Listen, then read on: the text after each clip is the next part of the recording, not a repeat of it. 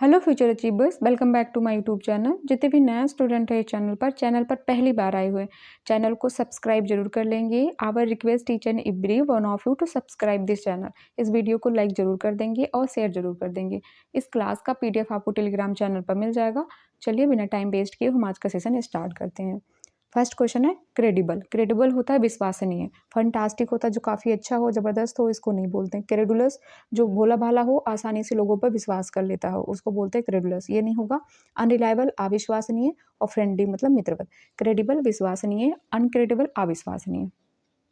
Next है Parno and Karan, the hiker from the south, lost in the dense forest but eventually found their way. Parno and Karan, the hiker, hiker मतलब होता है पैदल लंबी यात्रा करना या पहाड़ों पर चढ़ना, मतलब पर्वतारोही को बोलते हैं। Parno and Karan, the hiker from the south, मतलब साउथ के, वो दक्षिण के हाइकर पर्वतारोही थे। उन्होंने अपना रास्ता खो दिया but eventually found their way, अंततः उनको अपना रास्ता मिल गया। तो यहाँ पे हेल्ड नहीं होगा। गॉट गॉट या हैड भी नहीं होगा और गोन भी नहीं। डायरेक्ट वर्ब का थर्ड फॉर्म नहीं आता है तो गॉट हो जाएगा। गेट लॉस्ट मतलब हो गया रास्ता खोना, और हम यूज़ भी करते हैं गेट लॉस्ट मतलब बाहर जाओ, भाग जाओ, लेकिन यहाँ गेट लॉस्ट का यूज हुआ है रास्ता खोने के लिए। पर्नो and Karan the hiker from the south get lost उन्होंने अपना रास्ता खो दिया, गेट लॉस्ट खो दिया इन द डेंस फॉरेस्ट मतलब घने जंगल में, but eventually found their way, but अंततः उनको अपना रास्ता मिल गया। नेक्स्ट है सी इज़ वेरी गुड डांसिंग। देखो कोई चीज़ में निपुण होना और स्किल होना, काफ़ी माहिर होने को बोलते हैं। गुड एट मतलब she is very good at dancing, और डांस में काफ़ी अच्छी है, काफ़ी निपुण है। गुड एट होता है, गुड एट, गुड के साथ एट आता है तो मतलब किसी काम में आप निपुण हो, निपुण होने के लिए गुड एट आता है।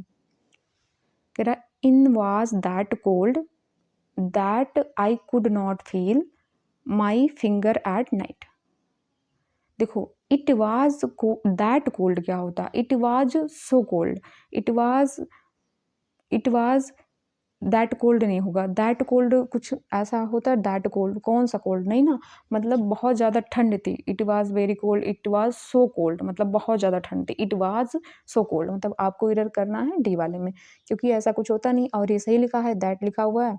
It was so cold that कि I could not feel my finger at night, मतलब मुझे फील ही नहीं हो रहा था मेरा फिंगर कैसा है, मतलब ठंड की वजह से बिल्कुल कुछ फील नहीं हो रहा था, मैं फील नहीं कर सकता था फिंगर्स को। नेक्स्ट है the librarian encouraged meticulous organization of the books on the shelfs. देखो एंटोनिम बताना है मेटिकुलस। मेटिकुलस होता है अति सावधान को बोलते हैं, जो बहुत सावधान होता है। Detailed, orderly, categorised, sloppy. Antonym बताना है। डिटेल्ड मतलब पूरा डिटेल्ड से, विस्तार रूप से नहीं। ऑर्डरली मतलब काफ़ी अच्छा क्रम में है, मतलब व्यवस्थित है चीज़ें, ऑर्डर में है।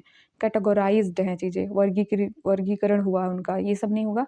स्लॉपी मीन्स होता है असावधान या अस्त व्यस्त चीज़ों को बोलते हैं। तो मेटिकुलस सावधान और स्लॉपी मीन्स असावधान। डी वाला आपका सही है। स्लॉपी मीन्स होता है असावधान, स्लॉपी मीन्स असावधान। नेक्स्ट है Arun and his friend are like they always agree on everything. They मतलब ये दोनों ऑलवेज एग्री सहमत होते हैं, ऑन एवरीथिंग हर चीज़ पर सहमत होते हैं। तो अरुण एंड उसका फ्रेंड आर लाइक कैसे हैं, एक इडियम है, एक जो यूज होता है, two peas in a pod. Two potato नहीं होता, टू पीस दो मटर इन अ पॉड, मतलब एक पॉड में दो मटर, मतलब सेम सिमिलर होना। Two peas in a pod, two pea in a kitchen नहीं, ये सब इडियम नहीं है, ये ऐसे इडियम यूज करते हैं। Two peas in a pod means होता है टू पीपल और thing that are very similar in appearance, behaviour और पर्सनालिटी आर और वेरी क्लोज कंपेनियंस, मतलब दोनों एक जैसे दिखते हैं, जो भी करते हैं एक जैसे होते हैं, मतलब दोनों सेम सेम दिख रहे हैं। Arun and his friend are very two peas in a pond, मतलब दोनों बिल्कुल सिमिलर हैं, बिल्कुल एक जैसे हैं। They always agree on everything, वो दोनों मतलब हर चीज़ पर सहमत कर लेते हैं, सहमत रहते हैं हमेशा। The concert ticket were sold out with in minute, living many fans. कैसे, सेटिस्फाई, क्लियर, स्क्रीमिंग या डिसअपॉइंटेड। कह रहा है जो कंसर्ट टिकट था, जो संगीत समारोह का टिकट था, were sold out with in minute, मतलब मिनटों में वो बिक गया पूरा, कंसर्ट टिकट मिनटों में पूरा बिक गया। तो लिविंग मतलब रह गए मेनी फैंस, मतलब जो कई फैंस थे वो कैसे रह गए, सेटिस्फाई नहीं होगा, संतुष्ट कैसे होंगे, तुरंत बिक जाएगा, कुछ लोग को मिला ही नहीं होगा, क्लियर नहीं, स्क्रीन चिल्लाते रह गए, नहीं, डिसअपॉइंट और निराश हो गए। मतलब the concert ticket were sold out with in minute, मतलब कुछ मिनटों में कंसर्ट टिकट बिक गया। लिविंग मेनी फैंस डिसअपॉइंटेड, मतलब कुछ फ्रेंड जो थे वो डिसअपॉइंट रह गए, वो निराश रह गए, उदास रह गए। अनवेल का आपको बताना है एडियम। अनवेल होता है अंडर द वेदर, बोलते हैं कि हम वेदर मौसम के चपेट में आ गए, मतलब अंडर द वेदर होता है अनवेल, अस्वस्थ हैं हम। अंडर द रेडार नहीं होता है, अंडर द वेदर होता है सिक के लिए, अंडर द सन नहीं, अंडर द प्रेशर नहीं, अंडर द वेदर होता है, अंडर द वेदर अनवेल, अस्वस्थ के लिए, मतलब हम हेल्दी नहीं है, अस्वस्थ हैं, बीमार है। ग्रैम्पी में चिड़चिड़ा व्यक्ति को बोलते हैं। ग्रैम्पी चिड़चिड़ा व्यक्ति को इरिटेबल होगा, इरिटेबल। आपको सिनोनिम बताना है ना। जुबिलियंट काफ़ी खुश, फैंटास्टिक जो काफ़ी फैंटास्टिक है, काफ़ी चीज़ें अच्छी हैं, रोचक हैं, मनोरंजक हैं, उसको बोलते हैं ये फैंटास्टिक। और फर्स्ट है कॉम्पिटेंट होता है सक्षम है, हम किसी चीज़ कोई चीज़ करने में हम कुशल हैं, कॉम्पिटेंट हैं, सक्षम है। आपको इनकरेक्टली वर्ड बताना है ऑकवर्डली, फ्रैंकली, डिलिबरेटली, मोर्टली जो मरने के कगार पर है उसको बोलते हैं मोर्टली, और स्पेलिंग सही लिखा हुआ है, ये नहीं होगा। डिलिबरेटली जानबूझकर, ये भी सही लिखा हुआ है। फ्रैंकली मतलब स्पष्ट रूप से, ये भी सही लिखा हुआ है। ऑकवर्डली गलत लिखा है, यहाँ पे ई नहीं होगा। He has on the election before but this time the situation is different. वह पहले चुनाव जीत चुका है लेकिन इस बार सिचुएशन अलग है। He has on the election before मतलब वो इलेक्शन जीत चुका है। बट कंट्रास्ट चीज़ें यूज हो रही ना, वो जीत चुका लेकिन इस टाइम करंट की बात कर रहा है, this time the situation is different, तो नो एरर है, मतलब कोई एरर नहीं है इसमें। फेड मतलब होता है धीरे धीरे गायब होना, मुरझाना, इसके लिए आता है। तो एंटोनिम बताना, अचीव हम कोई चीज़ प्राप्त कर रहे हैं, नहीं होगा। एक्सेप्ट मतलब कोई चीज़ स्वीकार कर रहे हैं, नहीं होगा। अपीयर ये गायब हो रहा है, ये अपीयर कोई चीज़ दिखाई दे रहा है, ये सही है। एडमायर किसी चीज़ की प्रशंसा कर रहे हैं, नहीं होगा। कैंडिड मतलब होता है जो निष्कपट व्यक्ति होता है, अस्पष्ट हो, निष्कपट हो। तो आपको सिनोनिम्स बताना है। सिनोनिम्स बताना है डिसेप्टिव मतलब धोखा देने वाला, रिजर्व मतलब जो चुप रहता है, बोलता नहीं है, हेजिटेट मतलब हिचकिचाने वाला, बोले ना वो भी, ऑनेस्ट, कैंडिड जो अपनी बातें निष्कपट से मतलब निष्कपटता के साथ निष्कपट हो जो व्यक्ति, कैंडिड मतलब निष्कपट, तो ऑनेस्ट हो जाएगा। Ravi was responsible for giving a false and defamatory statement about his friend। मतलब Ravi was responsible for giving मतलब वो रिस्पॉन्सिबल है देने के लिए, क्या कैसा, देखो स्लैंडरस है, फ्लैटरी है, एडोरेबल है, अडोल्ट्री है। वन वर्ड सब्स्टिट्यूशन बताना है आपको इसका, फॉल्स एंड डिफेमेटरी मतलब गलत और अपमानजनक बात के लिए। फ्लैटरी चापलूसी, ये नहीं होगा। एडोरेबल होता है कोई बहुत प्यारा, जो एडोरेबल हो बहुत प्यारा होता है, ये नहीं होगा। और अडोल्टरी होता है चापलूस, ये भी नहीं होगा। सिलेंड्रस होता है जो सिलेंड्रस मतलब जो अपमानजनक हो, अपमानजनक चीज़ें जो होती हैं उसको बोलते हैं सिलेंड्रस। तो फॉल्स एंड डिफेमेटरी, डिफेम मतलब होता है अपमान, हम किसी का गलत और अपमानजनक स्टेटमेंट दे रहे हैं तो उसको सिलेंड्रस बोलते हैं, अपमानजनक, मानहानि जिसको बोल सकते हैं। The sun dipped below the horizon, आपको स्पेलिंग एरर बताना है। तो हॉरिजोन की स्पेलिंग देखो यहाँ पे डबल आर है, डबल आर नहीं होता है, तो मतलब ये होगा, मतलब इनकरेक्ट स्पेलिंग एरर बताना है। यहाँ पे तो सही लिखा हुआ बट यहाँ पे गलत है, देखो कॉस्टिंग सही है, कॉस्टिंग यहाँ पे गलत हो गया है, ट्रैंक्विल भी गलत है, क्रॉस भी गलत है, ये सब गलत है। नेक्स्ट है the volume of tea import into a colonies rose a very fast rate in the Fourier। देखो द वॉल्यूम जो volume, the volume of tea import into the colonies rose मतलब उपनिवेशों में चाय की आयात की मात्रा में बहुत तेजी से क्या हुआ है, वृद्धि हुई है।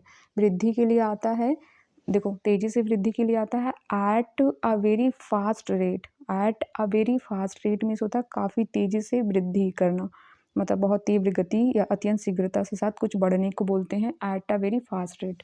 तो यहाँ पे एट लगेगा, ऑफ नहीं होगा, बिसाइड नहीं होगा, अबाउट नहीं होगा। कह रहा the volume of tea import into the colonies rose at a very fast rate in the 4 year.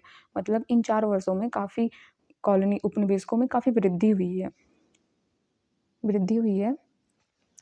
और देखो lagging lagging up to the Boston tea party या ट्रेलिंग या लीडिंग। लीडिंग के साथ टू आता है तो सबसे पहले लीडिंग हटाएंगे, और ट्रेल करना भी नहीं होगा यहाँ पे। यहाँ पे लैगिंग भी नहीं, फॉलो अप करते नहीं, हम किसी चीज़ का अनुसरण करते हैं, फॉलो अप अनुसरण कर रहे हैं। Follow up following up to the Boston tea party they went from 55 tons in 1770 which was close to the amount। कितने के अमाउंट के, कितना अमाउंट उन्होंने अपहेल्ड किया था। एलिविएट मतलब ऊंचाई होता है, एलिविएटेड ये नहीं होगा यहाँ पे। फॉस्टर मतलब प्रोत्साहन करना, प्रोत्साहित करना, ये भी नहीं होगा। अपहेल्ड भी नहीं होगा, अपहेल्ड भी नहीं होगा। और आपका हो जाएगा डंप। डंप मतलब होता है हम इकट्ठा कर रहे हैं, रख रहे हुए हैं, ढेर सारा इकट्ठा करके रख रहे हैं कहीं पे, उसको बोलते हैं। और अपहेल्ड होता है कायम रखना या समर्थन करना, तो ये नहीं होगा। तो कह रहा है which was close to amount, मतलब कितना अमाउंट उन्होंने डंप कर लिया था इन द हार्बर मतलब बंदरगाह में, to 370 ton. The year was tea dump, मतलब कितना किया गया था, इतना आवाज डंप कर लिया था। कितना किया गया था यहाँ ये कहा गया, लेकिन इतना कहा कि 370 ton was year that tea was dump, मतलब इतना डंप कर लिया गया था, इतना इकट्ठा कर लिया गया था। दिस वाज एन इंक्रीज मतलब ये जो इंक्रीज था ऑफ ऑलमोस्ट 7 टाइम्स, मतलब ये लगभग 7 गुना था। The population of colonies was about 2 million, मतलब जो उपनिवेशकों की वो जनसंख्या थी वो लगभग 2 मिलियन लोग थे वहाँ पे इन 1717 में। And did not much in that 4 year, मतलब 4 सालों में वो क्या नहीं हुआ, डेंस मतलब कम होना, और कॉन्स्ट्रिक्ट मतलब भी कम होना, और श्रिंक मीन्स भी सिकुड़ना, मतलब ये तीनों कम होने की, मतलब तीनों कम होने के सेंस में आ रहे हैं, तो तीनों नहीं होंगे, इसलिए एक्सपैंड हो जाएगा। क्योंकि यहाँ पे ऐसे समझ में आएगा डिड नॉट एक्सपैंड, मतलब did not expend much in 4 year period, मतलब 4 सालों में नहीं बढ़ा, बिल्कुल नहीं बढ़ा। बेसिक इकोनॉमिक्स, जो बेसिक इकोनॉमिक्स है, tell us this increase in supply without more customer meant the period price of tea had the fall। डल होगा, डल इंक्रीज कुछ नहीं होता है, कोलोकेशन नहीं होता। मंडेन मतलब साधारण, ये भी नहीं होगा। डल मंडेन दोनों वही सेम होता। अंडरस्टैंड नहीं होता है। ड्रामेटिक मतलब काफ़ी इंक्रीज, जो ड्रामेटिक इंक्रीज था, ड्रामेटिक इंक्रीज मतलब भारी वृद्धि को बोलते हैं dramatic increase. This dramatic increase in supply without more customers meant the price of tea had to fall। मतलब बुनियादी अर्थव्यवस्था हमें बताता है कि ग्राहकों की संख्या में वृद्धि के बिना आपूर्ति में इसे भारी वृद्धि का मतलब था कि चाय की कीमत गिरनी ही थी, मतलब चाय की कीमत गिर गई, भारी वृद्धि की वजह से चाय की कीमत गिर गई। ये आंसर की है।